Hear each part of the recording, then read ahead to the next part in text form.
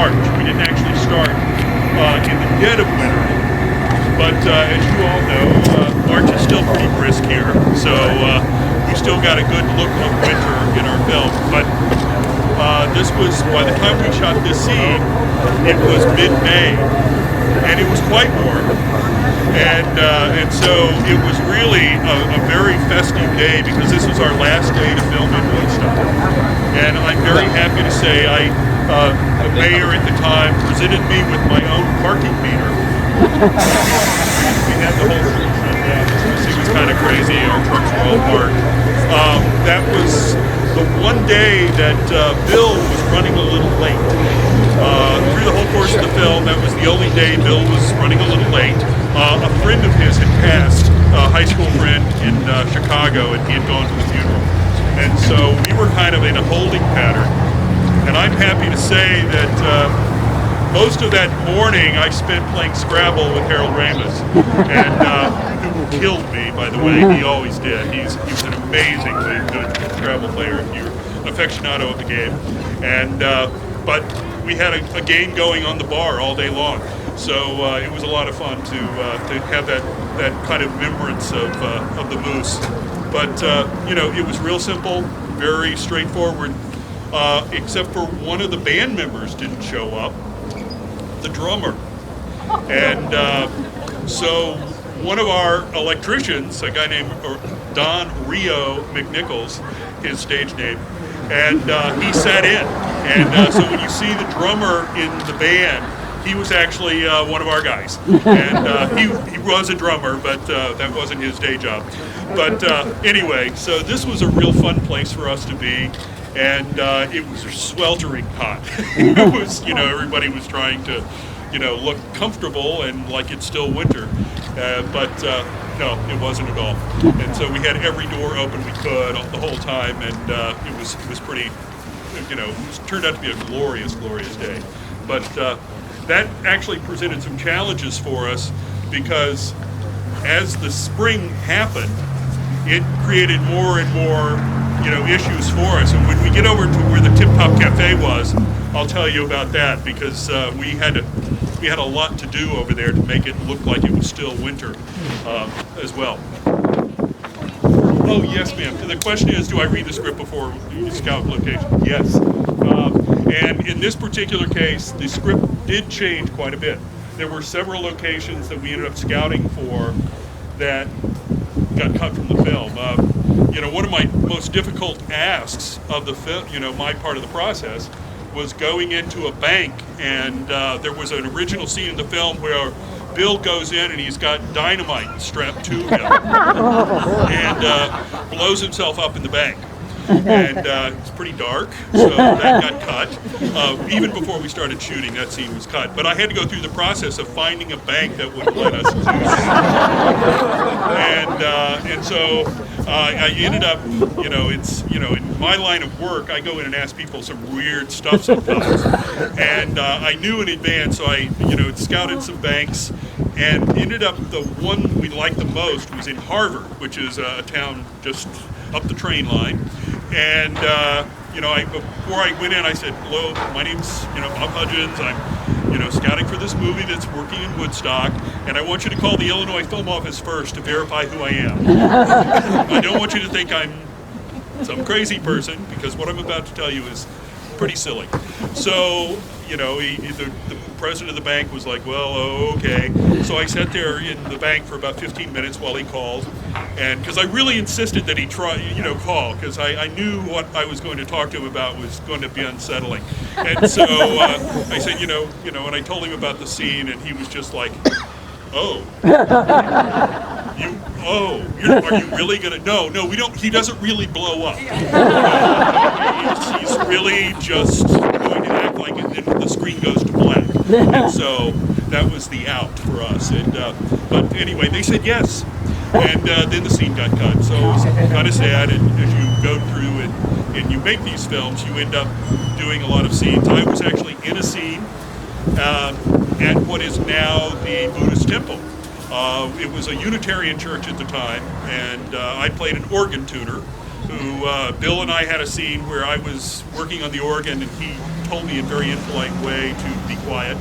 And he actually, it was the only part of the film where he actually offered a prayer. So that scene didn't make the final cut, and so I live in obscurity.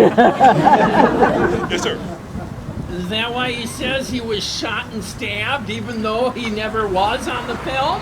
Well, one of the intents of the film was the days that are shown are just kind of an example. So lots of other stuff had happened, but yes, there were other things that Bill did to himself and others. So yeah. This is the place where after leaving the bowling alley, which you see in the background, is where Bill turns onto the tracks. So when I approached Metra, who actually controls these tracks, they were like, no, no, you're not driving a car on the tracks. And so we had the, wonderful situation of where we're at is just a few miles up the road, or down the road as is from here, in Union, Illinois, is the Illinois Rail Museum, which if you've not been to, please go. It's a really amazing, accumulation of rail equipment from way, way back. And they keep it in huge sheds, so it's, in really great condition. And they also have all of the CTA L cars that over time.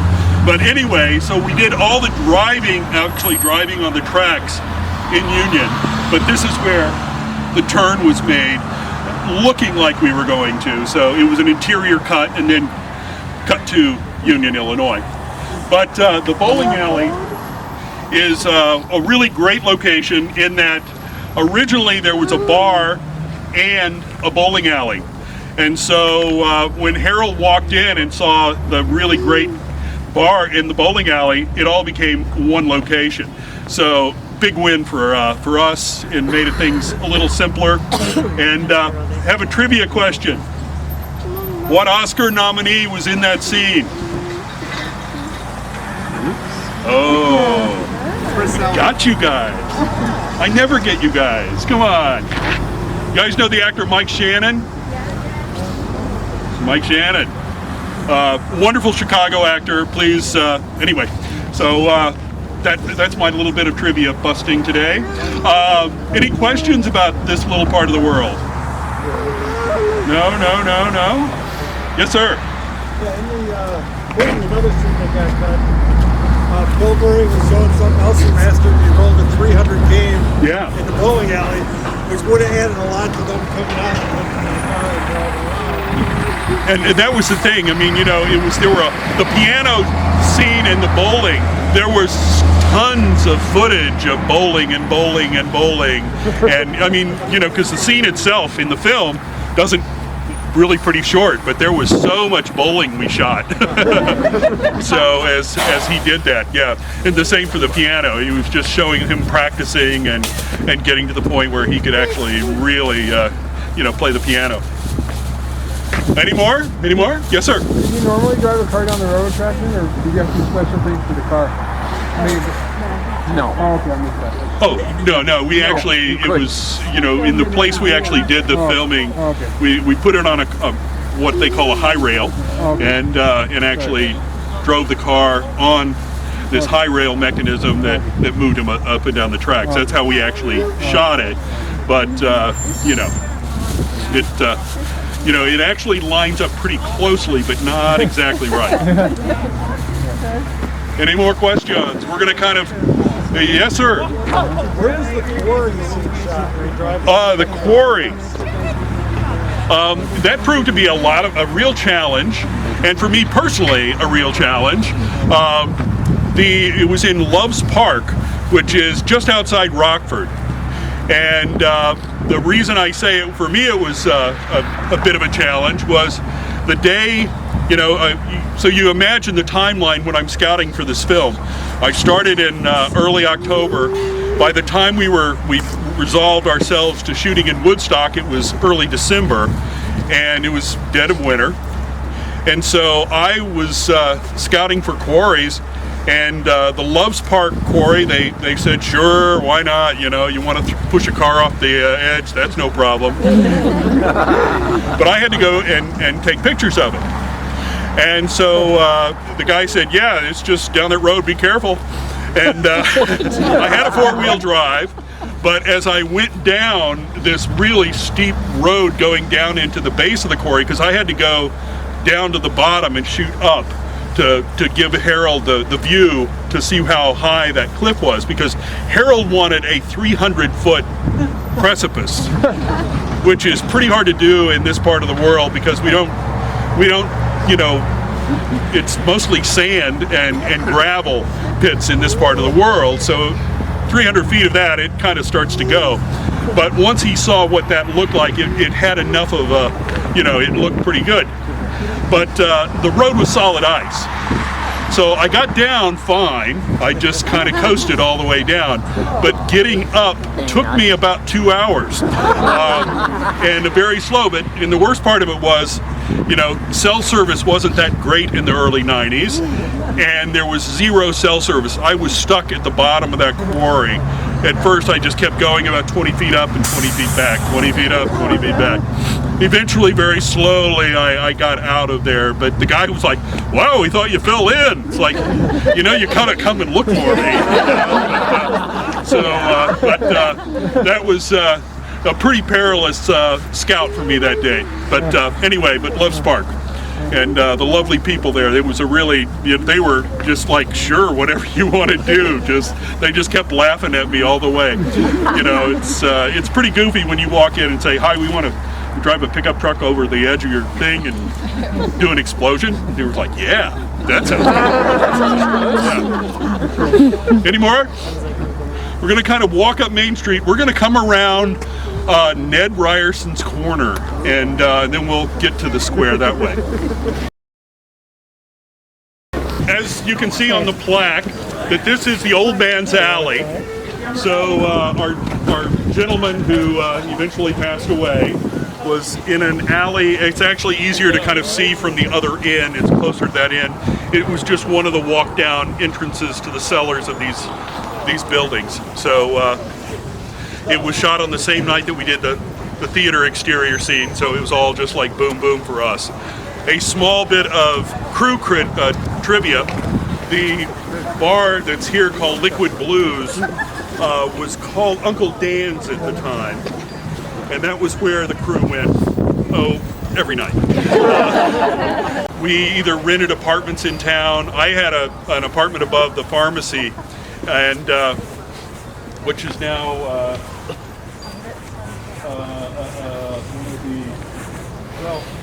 the white stone building, the third one in on the right. I had the second floor apartment, and which proved to be, I wanted to make myself very accessible to the people in the town so they know where I was at. So if they wanted to talk to me, they could literally find me. But it proved to be kind of an unfortunate choice because, you know, we made snow every morning, and how we made snow was we brought in a semi full of giant blocks of ice and crushed them.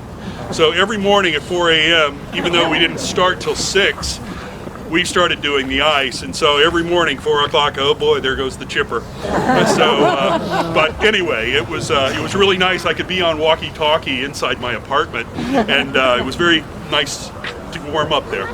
But anyway, this was the place we really hung out, and because everybody was just, you know, we'd break, the guys would put the equipment away, and we had pretty much every night what we called a walk-away wrap, that we'd congregate the equipment wherever we were going to be the next morning to start our day, and then we'd come have a beer. And it was very collegial, and it was so much fun. I mean, I have to say, all the crew guys, we all remember that movie so much more fondly than any of our other work experiences, because it was, you know, Harold Ramis was an amazing guy to work with. And he planned his day. Everything was on schedule the whole time, to the extent that we actually wrapped 4 days early. So, you know, that was the only show that happened on. So it was a very good thing.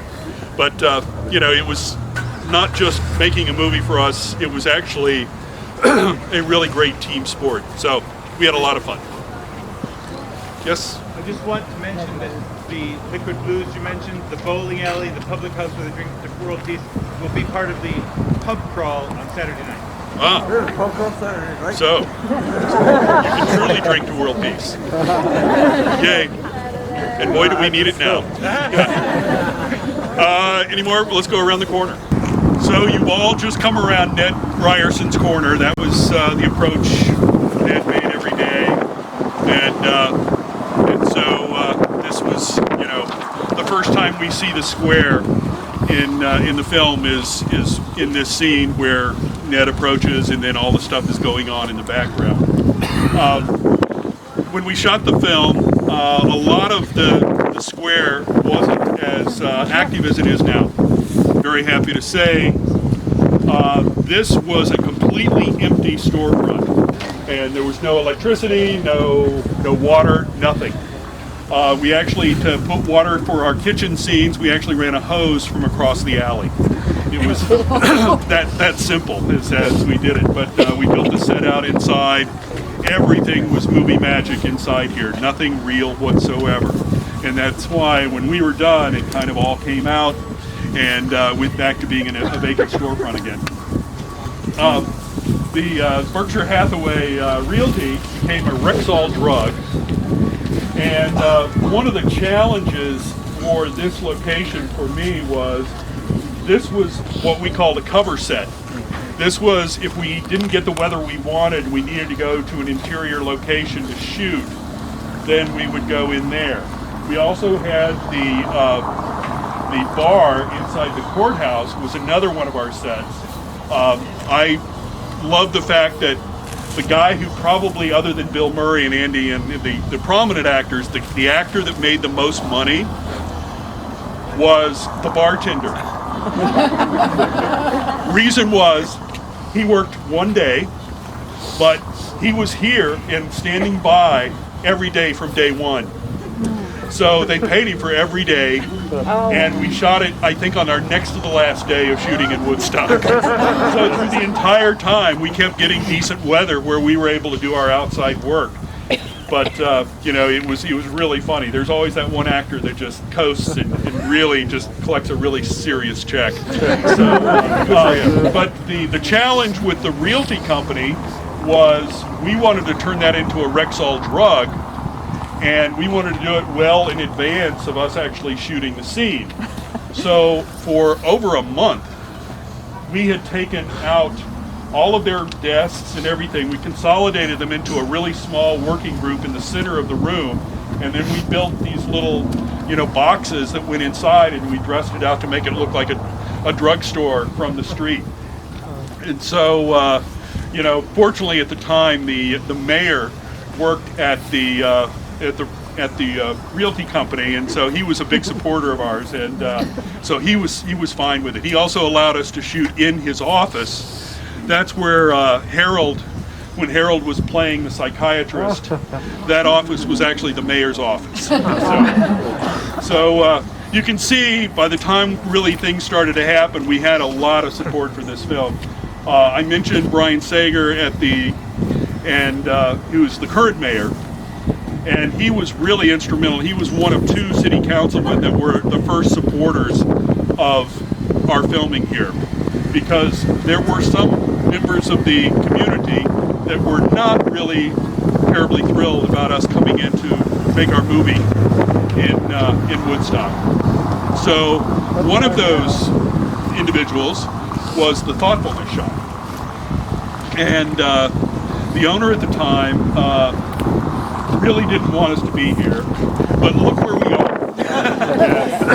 Kind of in his face. We were, had a really, anyway, to the point that I set up a video camera the whole time we were out in shooting our scenes here to make sure that I could document that the door of his shop was never blocked. We always allowed access, and so I think that saved me some money in the long run. But anyway, I want you to understand this is a challenging thing, coming into a real working town, and we were here not for a couple days. We had 6 weeks of work that involved the square. And that happened because of this wonderful guy named David Nichols, the production designer. We originally started out the film trying to totally replicate Punxsutawney.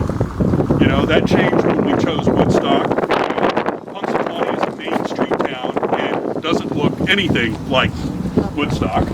And so that change was the first. But we had maintained our going and having the ceremony in a wooded park.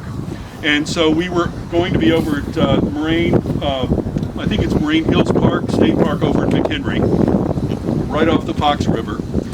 And it was a beautiful little, perfect. I mean, it was, the Punxsutawney people would have never known we weren't in Punxsutawney on that location. But we had a meeting in the Opera House, and David walked out and he stood on the steps of the Opera House and was staring at the square. And so I went up and said, "Oh, what you thinking?" And he goes, "That's where we should do Gobbler's Knob." And I'm like, because originally we only had just a few days on the square. I think we had like 5-7 days at the most of Bill doing the Ned scene and just, you know, a few other ancillary scenes like that, but nothing monumental. And like building a Gobbler's Knob and et cetera, et cetera. So we went from maybe 5-7 days to 6 weeks. And so the impact on the square and the businesses went from minimal to absolute ridiculous. So we had a really amazing transition in trying to inform the people of the town that we were doing this and how we were going to accommodate for keeping their businesses open and et cetera, et cetera, et cetera, as you can imagine. Because when we were filming, we would really tie things up, as you can well imagine. You know, we'd stop at the street, so we always kind of worked in quadrants. We'd work in one side of the square, and it's great that there's these access points all the way around the square, so we could let traffic in half of the square and still control our part of it at the time. So as we moved around the square, that's how we were able to do our work. So, any questions? Yes, sir. Ned Ryerson's puddle, was that pothole already there, or did you have to dig it out? Or? Well, there was a gentleman who worked for the city of Woodstock at the time. He was their head guy in charge of their streets. His name was Dale Beam, and Dale and I would come out and take the 6 bricks out of the street.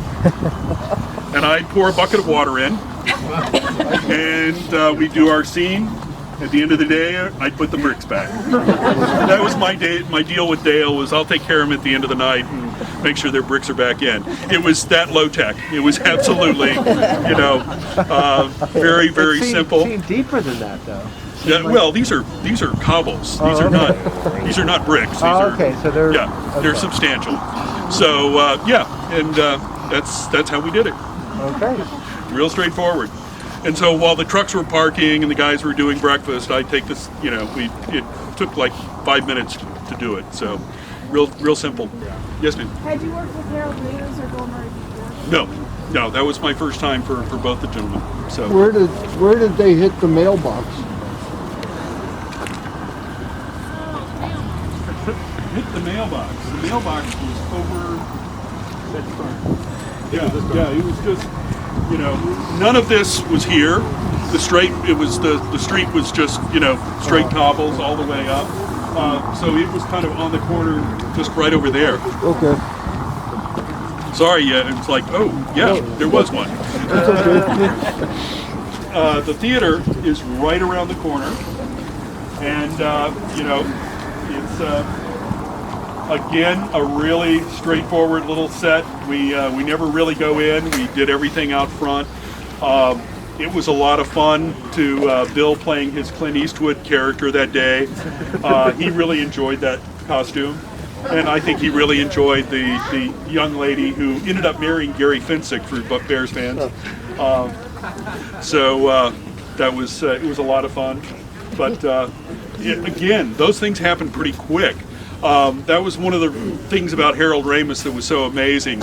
He was so efficient. There was the cinematographer was named John Bailey, and Mr. Bailey was an incredibly focused, and boy did he do his homework. And we laid everything in advance of our filming. We laid out all our cable and everything, so we had power anywhere he wanted to put a light. And so I ended up doing contracts with every building on the square. Every building on the square. And so I believe at the end I had like 115 contracts just for this set alone. And so... Is that a lot? Yes, sir, it is. But yeah, 115 is a lot. Yeah, there's a lot of people, a lot of individuals to talk to, negotiate with, and etc. But the theater was wonderful to work with. The only caveat was the woman who ran it just said, "Okay, but I have to be the ticket taker." And so I believe her name was Bev, and she was really lovely, and she was kidding, but Harold said, "Sure, she looks great." So it was it went that easily, very, very smoothly. Yeah. So yes. I was just wondering what in general was your decision to come to Woodstock out of all the locations? Well, the funny thing is, you know, when I got the call to do the show, they sent me a script. I read it. And one of the first things I sent them was actually Woodstock. Because I actually, you know, I worked here on planes, trains, and automobiles. We did, you know, some real quick work. But, it's such a lovely town, but it was immediately dismissed because it was a town square. Punxsutawney is what I call a Main Street town. And so that was our focus, was to go on this hunt to find something that closely, looked like Punxsutawney. So that's where we ended up at Mineral Point, Wisconsin, and which is kind of central Wisconsin. I took Harold to over 60 towns, and after we had visited Mineral Point, we were driving back, kind of working our way back east, and we stopped for lunch in Baraboo. And in Baraboo fans, yay. Many times. Well, Baraboo used to be the summer place for the circus. So it's a circus-themed town, if you can imagine. And so David Nichols, the designer, stole shamelessly from the idea of that's where the Groundhog Day trash cans and all of those things came from, because they had elephant head trash cans and all manner of circus-themed things. And so it went from, so we go in, we eat lunch in the diner on the square, we come out, and Harold and David are just standing and talking, and then we start around the square, and then we go around the square again.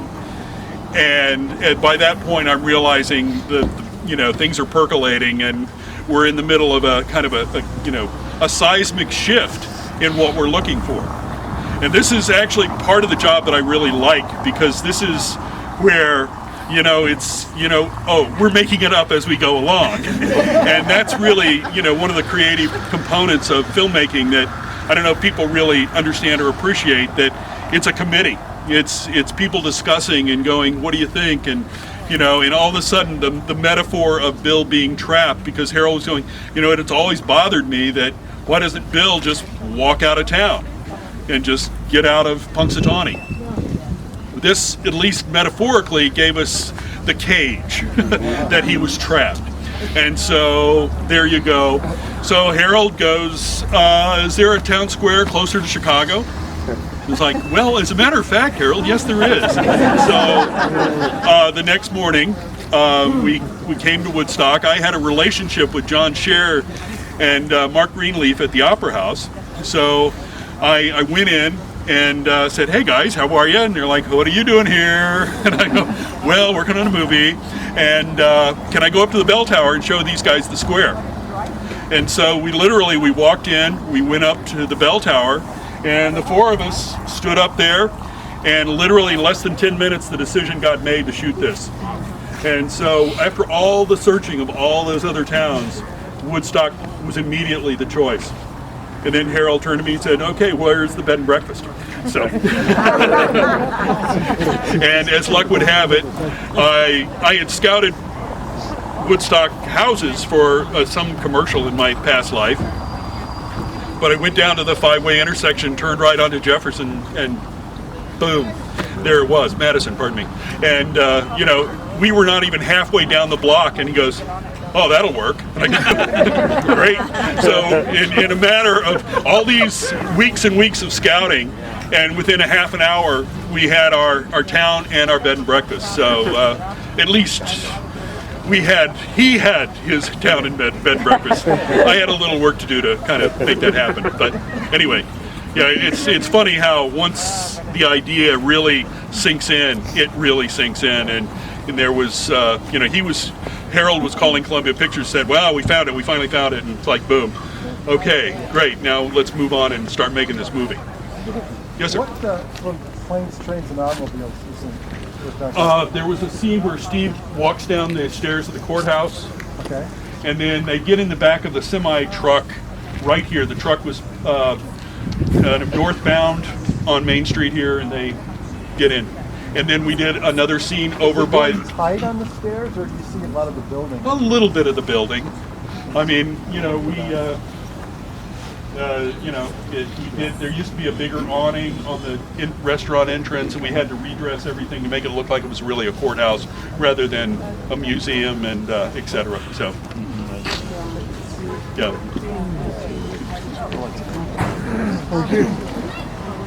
Yes, ma'am. The scene where he's blocking by the snow right before going in the bridge is not filmed in this town. Because we're trying to find it. Oh, okay. We need to cover all the things not shot in Woodstock. The scene where Bill they get stuck in traffic, and that turned out to be in a road that we've used many times on other movies because you can control it. It's the Amstutz Highway in Waukegan. So it's a 4-mile section of divided highway. It was a pork barrel project by some politician. It was a road that was supposed to go all the way to Wisconsin, but they cut it off. And so it's got exits and on-ramps and some highway. Batman also, that was the approach to the Batcave in Chris Nolan's version of Batman. So anyway, I've shot that road for about 6 different things in my life. So. Is that where the car flies off Blues Brothers as well? No, that was down. Abandoned highway. Yes, that was actually down on 95th Street, far south side Chicago. Oh, okay. Bob, can I add a side note? The Groundhog had garbage cans, sketches of some of the sets, all of that planning stuff is on display this afternoon. So if you're in town for the day, it's at the Woodstock Public Library from 1 to 4 this afternoon, and the library is about 3 blocks west of the square. So come in, you can see lots of the set designs and things there. There also is an original script for the movie. Oh, yes, ma'am. Two quick set questions. Were the interior shots of the B&B shot in the B&B? And in front of the theater, the ticket booth isn't there. Did you have to build that? The questions were, did we shoot the interior of the B&B in the real place? The answer is no, we did not at all. The only scenes where you see him going in is literally going into the front door. The scene, the shot, him looking out is actually him looking out an attic window. And so there was never any filming inside at all. It was a beautiful home, but no, we did not. And because it really didn't, it's a Victorian, they really don't have big expansive areas the way we, the set was built. We built our set in Cary, which is right over by Crystal Lake. That was the largest space we could find. There was nothing in Woodstock. I needed to get 30-foot ceiling height for us to build our sets because we had a 2-story, the bed and breakfast was a very tall set. So we ended up going to Cary for that. Other things, the German restaurant was a restaurant in Chicago. The news station was WGN in Chicago. Let's see. Oh, the hospital. The emergency room was what used to be Washington Hospital at Irving and Western. It's now not that anymore. Let's see, what else did we not shoot here? Anyway, your other question, I'm sorry, ma'am. About the theater. Oh, the theater. Yeah, the theater. This was back before the theater was renovated, and that theater, the ticket booth was there. It was the real deal. and that was the only ticket booth for the theater. So. Like, quick question: what German restaurant is that in Chicago? It is, and it's no longer. It was at the corner of Roscoe and Lincoln, and it was on the what would have been the northwest corner of the intersection. But last time I drove by there, it was I believe a Mexican restaurant now. So, which the interior decor is a shame because that was another location that we did not have to do too much anymore. We're going to kind of go to the middle of the square and. Well, the puddle was right there. So yeah, they built these. I swear we were here 15 years ago for Groundhog Day. Puddle, they actually had the Yeah. Yeah, we used to do it till they built this. There you go. Well, Gobbler's Knob. This became the center of everything. We just walked the path that Bill took to approach. It was totally laid out over here. This turned out to be a fairly extensive construction project. It was not, a small platform where we just put something up that day. Because we were going to have principal actors on it and a whole lot of people, it was built really solidly. We sank telephone pole bases as the supports for that, and then everything was really substantially built. I mean, it was not in any way, shape, or form flimsy, because we didn't always know what was going to happen, so they overbuilt it to be able to handle like 50 or 60 people on the platform. So it actually kind of rose up and came all the way to where this cross sidewalk is. You see a couple of trees that are kind of pivotal. We actually planted those after the fact. We at the time, for lighting control, we actually brought in dead trees. And we put in, real huge dead trees, and we planted them in the ground, as it were. And we actually had wires connecting so we could run what we call scrims that could block the light, and so we could control the light in a really substantial way. We could fly, these silk type, lighting things over the entire Gobbler's Knob. So we were able to control the lighting all in this entire area.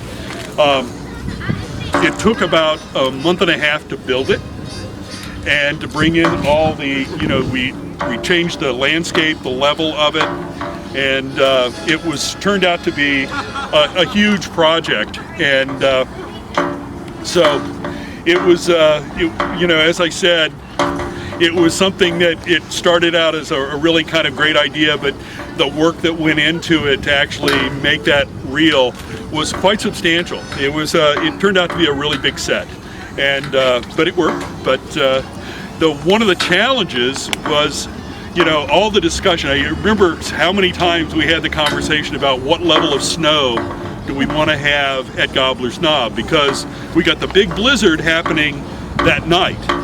So how much snow is on the ground? So we opted for patchy snow, and we tested all kinds of different, we did foam, we did snow blanket, but we ended up making it out of ice. So every day the truck would back up, and we would basically back a semi into the gate here, and they would unload the blocks. They had the chipper, they would chip the ice blocks into wheelbarrows, and the guys would go and place it in their specific places. They had a map of exactly where the snow went every day. So their job was to duplicate the snow day after day after day after day. Well, one of the things about putting ice on the ground and having a few thousand extras is it gets pretty mucky really, really fast. On the first day, we made no preparations for that muck. It just happened. Well, and it just, we had mud, a lot of mud. So after that, every day, we also would come in and lay in a lot of hay. So if you can imagine what that was like at the end of our shoot, we restored this park, and so we had to excavate basically about the first 2 feet of ground to get all the hay, because it basically becomes hard as a brick when it dries out. And so we had to take all of that out. We actually paid for this, the sidewalks that you're standing on now. That was kind of our thank you to the city of Woodstock. We did the complete landscape rehab and a new sidewalk. But other than that, we didn't change too much here at all. We planted trees, but you know, this is a beautiful park, and it didn't have to do much. The only part of the square we did not film is this corner right here. We didn't like the red brick bank building, a choice. And so everything, our set was, you know, about 270 degrees of all around here. The only scene that we did over in this quadrant was the night scene with the snowball fight and the snowman. That was right over here. But everything else played this way. And so, because we love the courthouse, love the opera house, and so, you know, it just all really kind of came together in a really substantial way. You know, this morning somebody asked me about the Woodstock Jewelers sign. That was intentionally left as our kind of our thumbs up to Woodstock. But everywhere else that Woodstock existed, we changed to Punxsutawney. So when you see Punxsutawney places, more than likely they were, like it was the Woodstock Mall, we changed to the Punxsutawney Mall. Logistically, I mentioned earlier there was a lot of empty storefronts. One of the more significant was the far end of the corner used to be a department store. It was like a 3-story department store. And it was 2 of those buildings together. And it had a 70s kind of faux exterior. And it was the B-O-H-N, Bones department store. And that was our major extras holding area. So we converted that into extras holding, you know, the bathrooms, all of those things. The Galleria, the red brick building over here, there was only one store that was actually occupying the time, and so we used all of the rest of it. Also at the time, what is now a bank building, used to be the old post office. We turned that into crew lunch and our catering location, so that was all of that. Where the stage left, where stage left is, so that was where our little candy shop set was, and we built that in. Again, totally non-functional, but it was a dress shop at the corner at the time. Let's see. The courthouse became the restaurant and the bar. There was a jail scene. There's actually a jail inside the old jailhouse. We actually had a scene in there where Bill gets locked up, and that didn't make it either.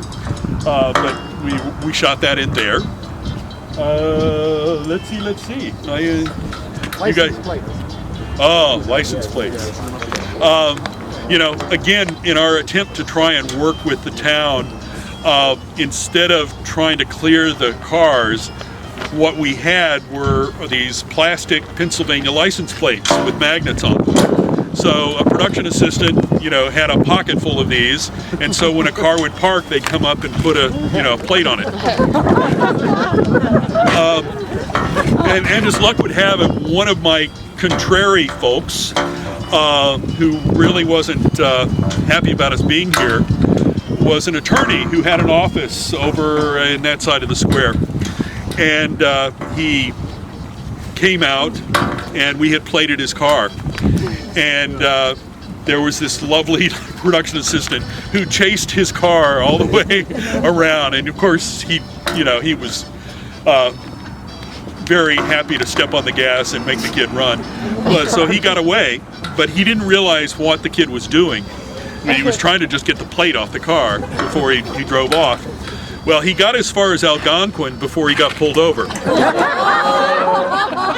And since we'd worked with the Algonquin police, you know, in doing some of the driving shots, you know, they realized what it was, and he didn't get a ticket. He just got, hey, you know, you got a movie plate on your car, and he's like, oh. So he came back and as it played out, it was a day we were shooting inside the Tip Top, and he and I had an unfortunate exchange right in front of the Tip Top Cafe, where he was screaming at me, yes, I lost my temper, and because he had been a pain from the first day. And to the point where he had misrepresented himself. He said he actually owned the building where his office was, and he didn't. Anyway, so he and I had a relationship, and so it played out. And I said, so what is it worth? What was your inconvenience for your time? And he goes, I was late, and I'm like, okay, fine, what is it? And so I started throwing money at him, literally. And he picked it all up. But it was the one time where Harold just stood there and he's like, I never knew you had that side of you. But yeah, somebody who pushes my buttons so many times. And it was nothing. It was over, literally. Anyway, we got our plate back. Sorry, sir? Who did the ice sculpting? I wish I knew, sir. I'm sorry. They brought someone in from Chicago. Okay. Yeah, I'm really sorry. I didn't know the person who did that work. Yes, sir. Is there any actor or extra who actually needs to do? Oh, I'm sure. I mean, Rick was an extra. The question is, are there any local extras that are... I mean, he is. I saw a couple over at the breakfast this morning. Yeah, I mean, the guy who walked over with us, he was in everything. The only time you ever see me, though, is when he walks across the street and takes money out of the back of the bank truck. I walk down the sidewalk. Oh. Otherwise, I'm deep background. I blended in really well.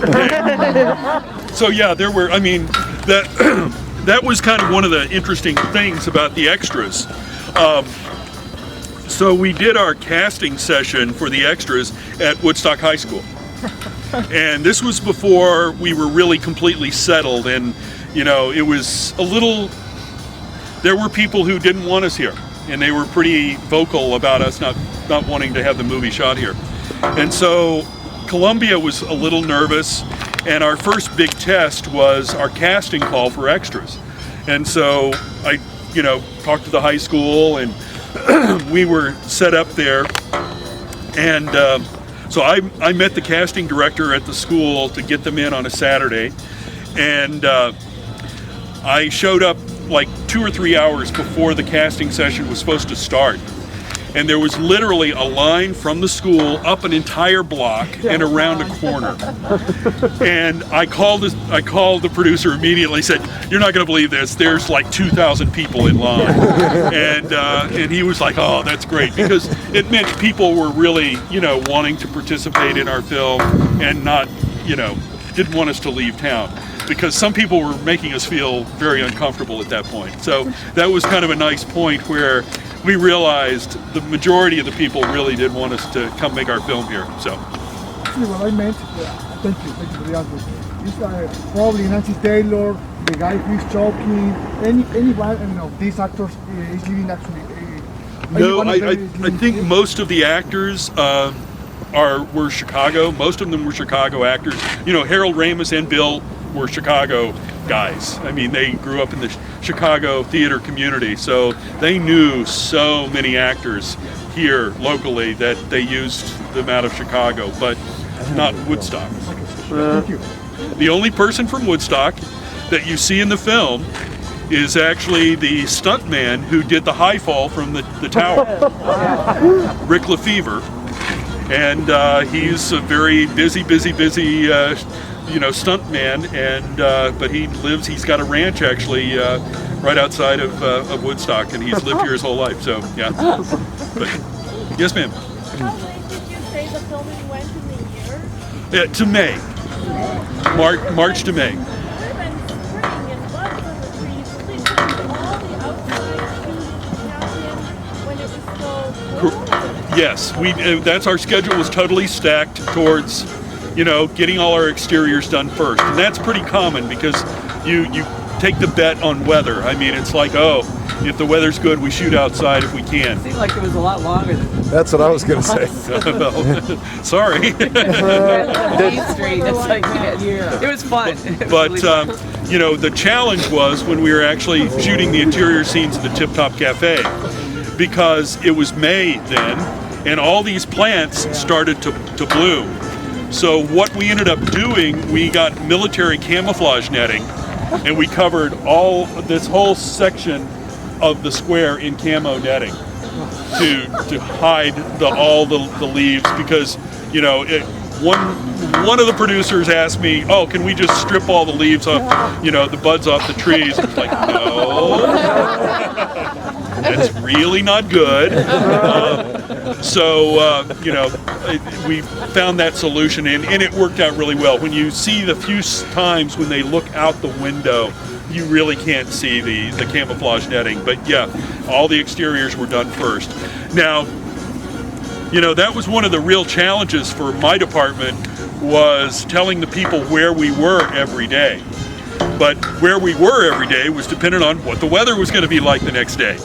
And so we would, you know, my guys would canvass everybody. So every day we would go and tell the business owners, tomorrow we're going to be filming this, we're going to be in this section of the square, and this is what we're going to try and do if the weather is this. Now, if the weather is something else, we may be somewhere else. And then, you know, so every day we had to inform them of 3 contingencies. And so every day we had to let them know what our possible situation and how it would impact them. So, you know, we had to share a lot of information, and it was all based on the weather. But primarily we got really great weather. Now, the only real snow in the film is the last scene. That was our, you know, if you're from here, you know, March, you always get a snow. And so that was from the very outset. We were like, okay, we went ahead and prepped that neighborhood in the, you know, hey, if we get a big snow, we want you to not shovel your drives. The city won't plow the street. You know, we're going to protect this snow, and we'll come and film. So we basically, I think it was on March 8th, we got the snow. We heard that we were supposed to get, you know, several inches of good solid snow. So we planned to do that work the next day, and it worked out quite well because that was all real. And I get asked the question a lot. There was one minivan that pulls out of a driveway. That was my assistant, because Harold decided that he wanted to have something moving in the background. And so she jumped in her van and pulled it out of the driveway. So, but yeah. We also have some fake snow. Yeah, that was we chipped the ice and did the snow every day. That was actually real snow? It was ice. Ice? Okay. It was ice. But it looks, up to the camera, that looks the most like real snow, because it sounds like real snow. You know, it actually takes on that. Yes, sir. How many locations did you finally shoot at? How many different places? I honestly don't know. Probably 45. Oh no, 45 or 50. Wow. Yeah. Okay. When you cut these scenes up into small pieces, you realize how many there are at the end of the day. So the Opera House was, you know, an easy pick for the Pennsylvania Hotel. You know, all the area where the Groundhog got abducted was in the whole section right over there. Yeah. That was just there. We're going to go to the bed and breakfast next if you guys are up for the walk. It's about 6 blocks away. So, Yahoo, let's go. Fire trucks, everything. We had to stop shooting because everything was going crazy. And so, and all our cops and everybody went over there and dealt with it. So it was kind of a hectic night, but anyway. So you see this is the wonderful arch of the part of the chase scene when he kidnaps the groundhog is coming through there. And we also used this in Planes, Trains, and Automobiles. Steve Martin. So piano teacher's house. we looked at just about every house on this block because the assistant directors wanted to schedule this work with the day we were doing a daytime sequence with Andy and Bill. There's a scene that they have kind of in the middle of the film where he's trying to date her, and it's like after the Groundhog ceremony but before the snowstorm. And that day we shot this as well, and the boy falling out of the tree. And so the tree is right there. We wanted to have a house where you literally could open the door into an open room. Most of the older homes, you kind of go into a small space and then it goes to the other rooms, but this was opened up. So the piano was just in against the wall. We shot the piano sequences in here. So real straightforward. But it was chosen strictly because of proximity to the bed and breakfast. So, and the kid falling out of the tree was done real. I don't think any in this day and age they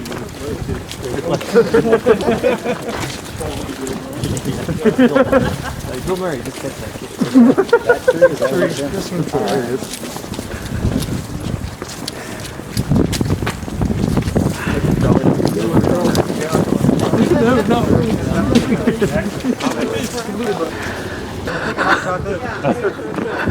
Okay, Bill, we made it.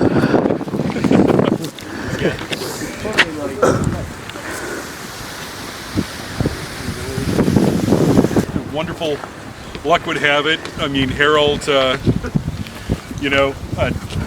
picked the house, and the next day I came out and I had called my friend at the Illinois Film Office, a guy named Ron Verkeilen, and Ron and I came together because quite honestly, there aren't too many of these like this house at the end of a street that reveal themselves so well. In fact, this is the only one in Woodstock that actually has this kind of layout where it is such a kind of a dominant house in how it presents itself. That's my way of saying it. But so we came up and knocked on the door, and you never know when you're going to knock on the door how you're going to be received or whatever their points of view may be.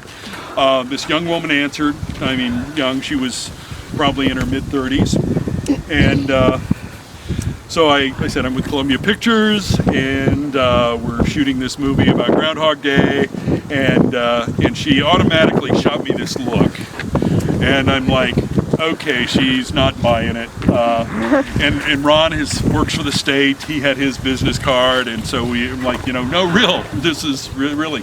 And she goes, who put you up to this? And I'm like, no one, ma'am. We're, literally working on this Harold Ramis film, and Harold Ramis from Ghostbusters, and Bill Murray, and she was like, yeah, and I'm like, well, what's going on? And she goes, somebody put you up to this, right? And I go, no, really. I go, well, I don't understand. And she goes, well, I mean, how did you know I'm from outside Punxsutawney? She thought someone had set her up as a gag, that somebody making a movie about Groundhog Day, and lo and behold, it was not a setup, and she was the mother of 5 kids, and so it was a very, ended up being a really great relationship, and we had a lot of fun, but the house was white, and in movie language, white is not good, especially when you're doing a snow scene. White on white, it kind of disappears, so they really wanted to do something significant. So I was like, well, we wanted to put vinyl siding on the house, and they were like, really? Because this was an old house. They hadn't really renovated it, and the mechanics of it were very old, and it leaked air like a sieve. And so us bringing in vinyl siding and etc. was, they were all okay with. But they didn't like the color. It was kind of a light yellow. But we ended up redoing the house for them and in its current color. I take the color. Yeah. if somebody wanted to. Well, you know, it was an add-on. One of the things that was the hardest part of us using this was, at the time, there was a very old, very mature pine tree that was right at the corner of the front porch. And so it really obscured that whole turret on the right side of the house. You couldn't really see it at all.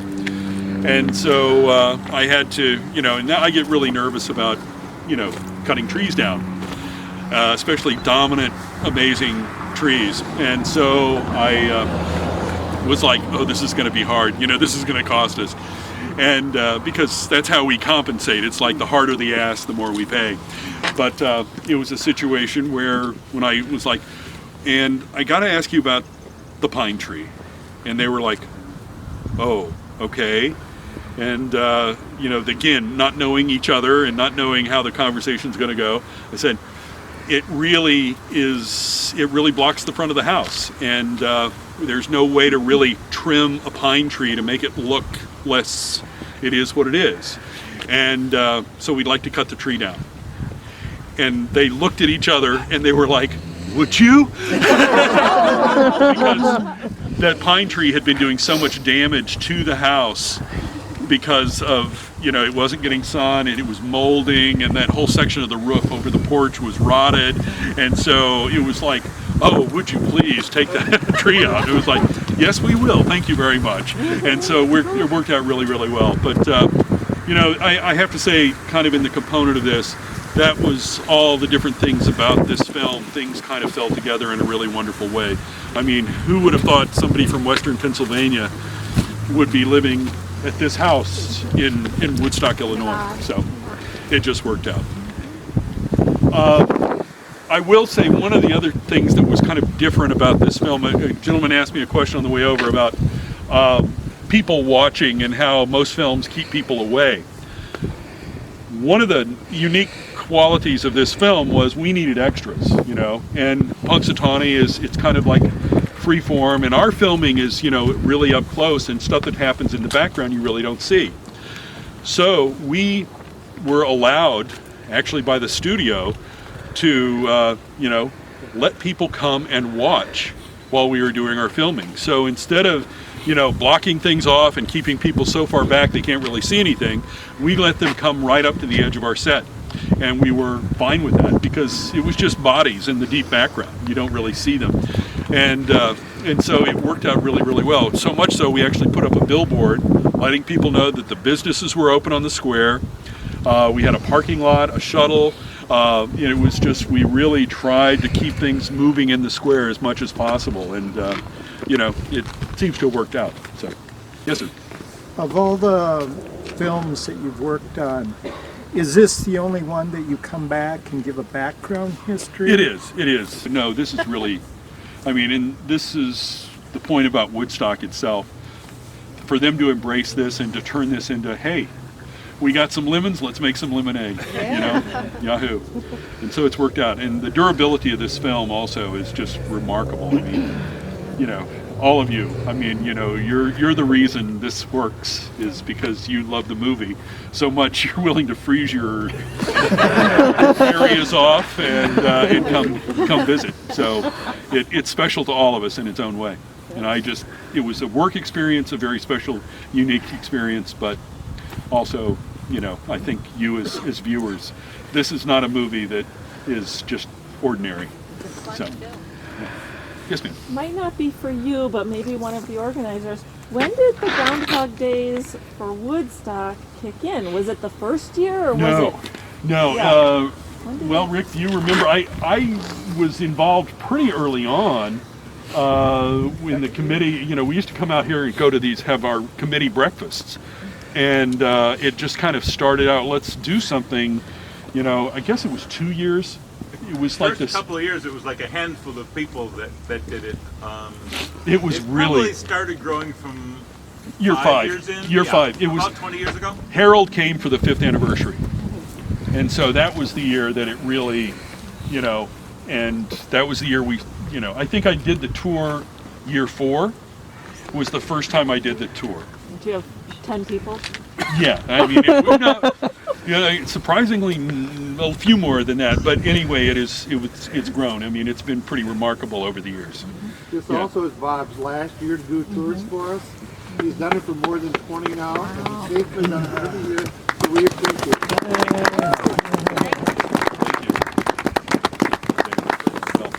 My pleasure. But you know, I also I don't want to start forgetting my stories, and so I think there's a time for. I feel I've found my redemption as Bill did, and I can move on now. So, yeah. And you're saying nothing shot inside? No, ma'am. No. Okay. Yeah, the only scenes were them walking in the front door, and then when Bill is looking out the window, there's like a shot of him, and it's actually the smaller peak window to on the opposite side? Yeah. Okay. He wasn't in the turret, and but that was the window he looked out, and so that was where Art put a camera in there looking down. So we were in the house. We were in the house, but yeah, there was there was no photography. Okay. Yeah. So it's a bed and breakfast. So please, feel free to spend the night. Cool. It's actually quite nice. Yeah, I would imagine. Wow. Yeah. Well, thank you for coming. Thank you. It was wonderful. Cheers. Thank you. Great. Very informative.